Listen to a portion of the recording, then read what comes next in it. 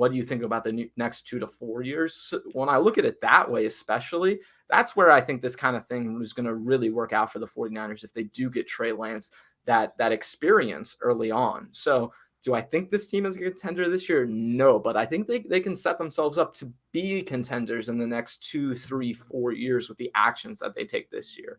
And yeah, I agree. I'm just going to be really intrigued to see what happens this season.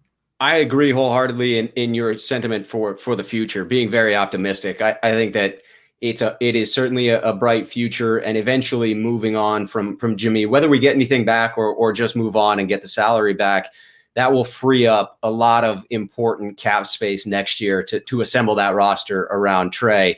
And I think you're fair to point out that we're relying upon Jimmy to stay healthy. You know, I have made my prediction that I believe he'll actually start 16 games this year.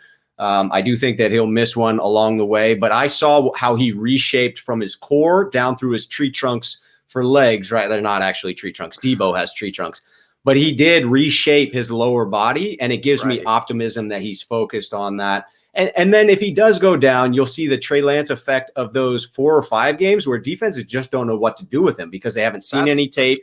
It's brand new. So you could have that Kaepernick situation when he stepped in for Alex, where all of a sudden it took off. And then to the point of the cornerbacks, I would say I agree, but I agree with the 49ers stance on build the D-line and don't worry about the cornerbacks, the defensive backs quite as much. Have all-star safeties that are capable of doing things that are elite levels. Jimmy Ward and Jaquaski Tart are phenomenal when healthy, and not worried as much about the cornerbacks because you've invested so heavily in the defensive line, and you're not going to give them that much time to throw the ball anyway. Makes it a little bit easier.